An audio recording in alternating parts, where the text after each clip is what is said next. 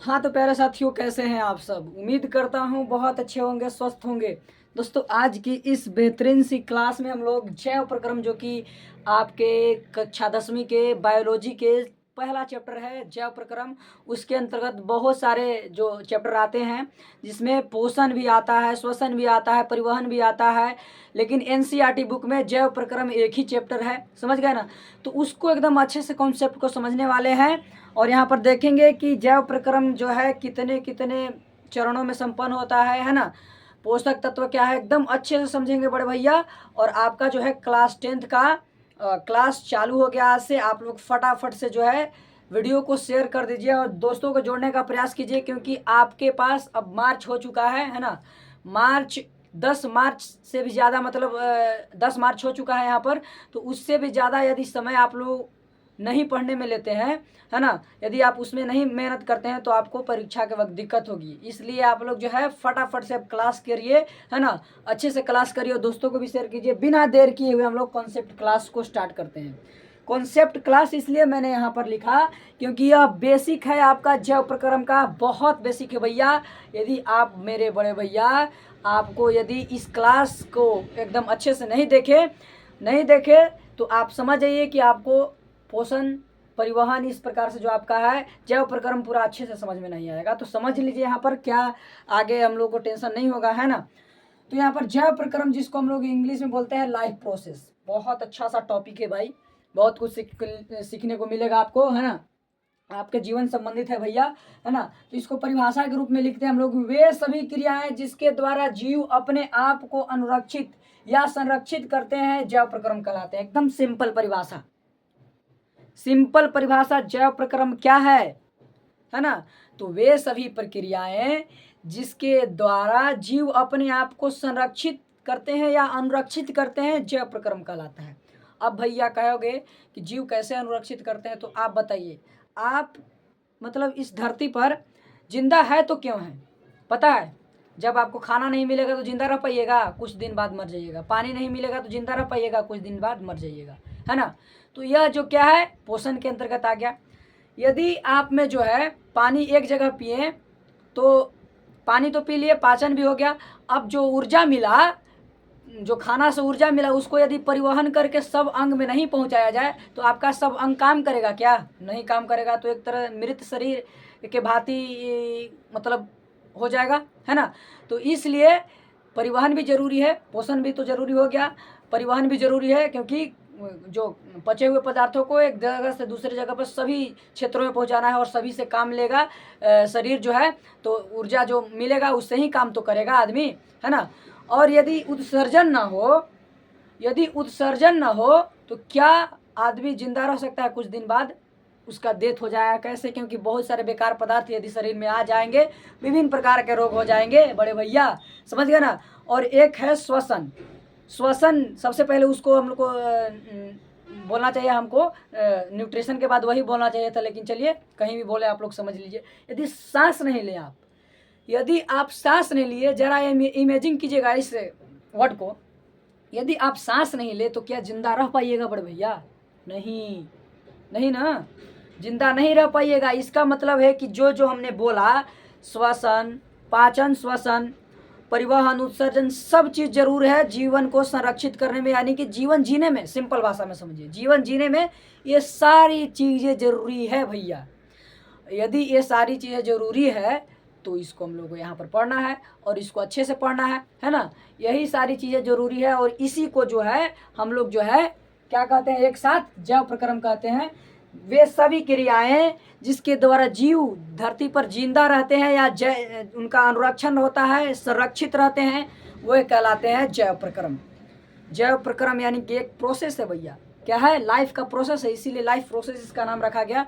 सभी चीज़ जरूरी है, पोषण भी जरूरी है, परिवहन भी जरूरी है, श्वसन भी जरूरी है, परिवहन भी जरूरी है ना। और आपका क्या रहेगा, अंत में उत्सर्जन भी जरूरी है ना। तो ये सब जरूरी है। तो इस चीज़ को हम लोग को अच्छे से डिटेल में पढ़ना है। तो यहाँ पर देख रहे हैं जैव प्रक्रम, देखिए कितने चरणों में संपन्न होता है।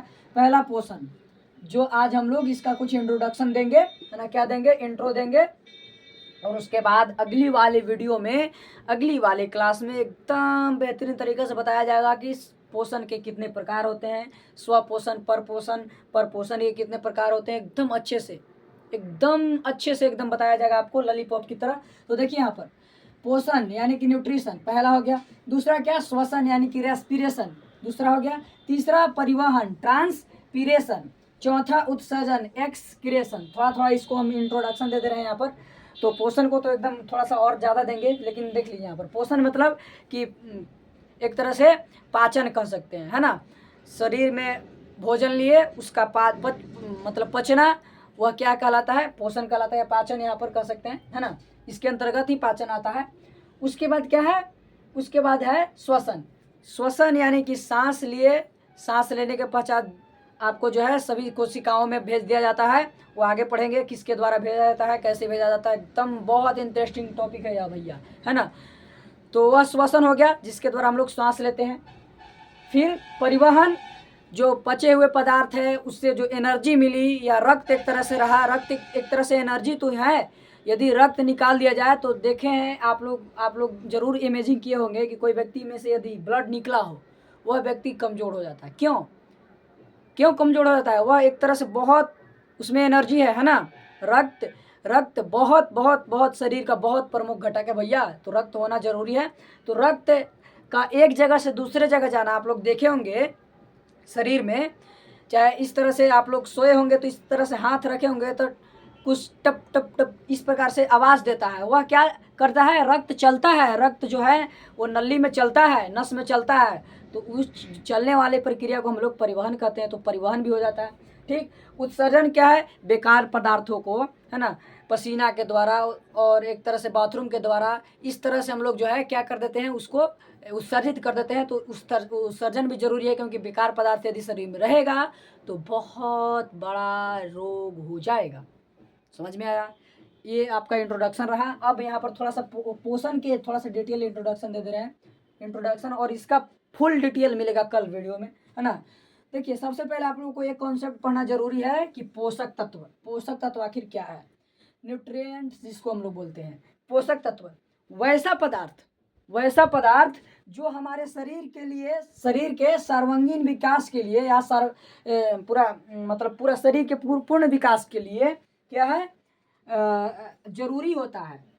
सर्वांगीण मतलब समझते हैं सभी अंगों के विकास के लिए, या समुचित विकास भी बोल सकते हैं। सर्वांगीण मतलब सभी अंगों के विकास के लिए, हाथ पैर, जो भी आपका अंग है, हाथ पैर मुंह, इस प्रकार से जो है, अंगुली, माथा हो गया, इस प्रकार से जो है आपका सिर हो गया, माथा उसको बोलते हैं सिर। तो ये जो सभी का विकास होगा, इसी विकास को जो है, विकास के लिए हम लोग को पोषक तत्व की जरूरत पड़ती है ना। वैसा पदार्थ जो हमारे शरीर के सर्वांगीण विकास के लिए जरूरी होता है, पोषक तत्व कहते हैं, न्यूट्रिएंट्स। तो वह क्या है, जैसे कि कार्बोहाइड्रेट हो गया, प्रोटीन हो गया बड़े भैया, विटामिन, वसा इत्यादि हो सकता है। कार्बोहाइड्रेट, प्रोटीन, वसा, विटामिन जो है यह पोषक तत्व के अंतर्गत आता है। यह जो है यदि आपको नहीं मिलेगा तो आपका सर्वांगीण विकास नहीं हो पाएगा बड़े भैया। अब जरा हम लोग देख लेते हैं किसको, पोषण को, है ना। पोषण का परिभाषा थोड़ा सा देख लेते हैं, है ना। और वीडियो ज़्यादा लॉन्ग नहीं होगा, आप लोग घबराइएगा नहीं बड़े भैया, है ना। ओह सॉरी, दस्ताना पहने हुए तब पर भी दूसरा दस्ताना से मिटा रहे हैं यार। जय भारत माता। इनको जरा इस तरह से कर दिया जाए, हाँ।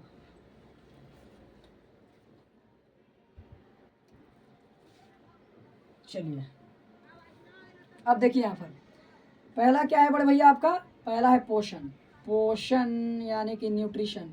देखिए आप लोग इंग्लिश भी जरूर याद रखिएगा, क्योंकि परीक्षा में यदि प्रश्न दे दे, हिंदी में ही देगा लेकिन ऐसे देगा, न्यूट्रिशन। अब बताइए, यह भी तो हिंदी में ही दे दिया, है ना।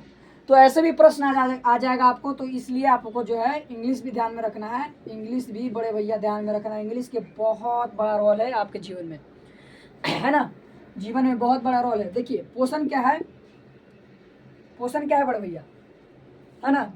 जीव यहाँ पर ऐसे ही बोल दे रहे हैं, उसके बाद अगली वीडियो में परिभाषा इसको अच्छे से लिखवाएंगे। यहाँ पर ऐसे ही समझा दे रहे हैं आप लोगों को पोषण क्या है। जीव पोषक तत्वों को ग्रहण कर, पोषक तत्वों ने बताया कौन कौन है, प्रोटीन, वसा, विटामिन, कार्बोहाइड्रेट, जो इस प्रकार से जो है यह सब क्या है, पोषक तत्व है। तो जीव पोषक तत्वों को ग्रहण कर उसका उपयोग करते हैं। पोषक तत्वों को ग्रहण कर उसका उपयोग करते हैं, वही आपका क्या कहलाता है? पोषण कहलाता है। समझ में आया कि नहीं आया? यदि जीव पोषक तत्व को ग्रहण कर उसका शरीर में उपयोग कर लिए, वही पोषण है। जैसे कि कार्बोहाइड्रेट हम लोग लेते हैं, प्रोटीन लेते हैं, वसा लेते हैं, खाते हैं कि नहीं? खाते हैं। वह किसके लिए? हम लोग अपने शरीर को सर्वांगीण विकास के लिए खाते हैं। तो यह पोषक तत्व हो गया, और इसी पोषक तत्व को जो है हम लोग मतलब खाते हैं और इसका उपयोग करते हैं। जैसे कि हम लोग जब उसको खाएं, पोषक तत्वों को खाएं, वसा हो गया, वसा जैसे घी हो गया, विटामिन हो गया, सब्जी हो गया, है ना, आपका प्रोटीन जैसे कि दाल हो गया, कार्बोहाइड्रेट चावल रोटी हो गया, इस प्रकार से जो हम लोग खाते हैं, भोजन के रूप में लेते हैं, तो वह जो है फायदा करता है, शरीर में एनर्जी देता है। वही तो, उसी को तो हम लोग पोषण कहते हैं। पोषक तत्वों को जीव ग्रहण कर उसका जब उपयोग करते हैं, यही आपका पोषण कहलाता है। और यही के साथ आपका यहाँ पर वीडियो को समाप्त हुआ है, यहाँ पर हो जाएगा। और थोड़ा सा समझ लीजिए आप लोग कि कॉन्सेप्ट क्लास इसलिए हमने रखा क्योंकि यह चीज़ बहुत ज़रूरी था, बहुत ज़रूरी। और इसके बाद वाली वीडियो में हम लोग जो है पोषण को एकदम अच्छे से डिटेल से परिभाषा के थ्रू और एकदम प्रकार बताएंगे। और बहुत देखिए, प्रश्न बहुत छपता है भैया। जव प्रक्रम के परिभाषा लिखने के लिए बोल देगा, पोषण के परिभाषा लिखने के लिए बोल देगा कि जव प्रक्रम कितने चरणों में संपन्न होती है, पोषण किसका हिस्सा है, श्वसन किसका हिस्सा है, ऐसे पूछ देगा ना। तो अगली वाले वीडियो जो है और भी महत्वपूर्ण होने वाला है। मिलते हैं अगली क्लास में बड़े भैया, तब तक के लिए जय हिंद, बाय बाय।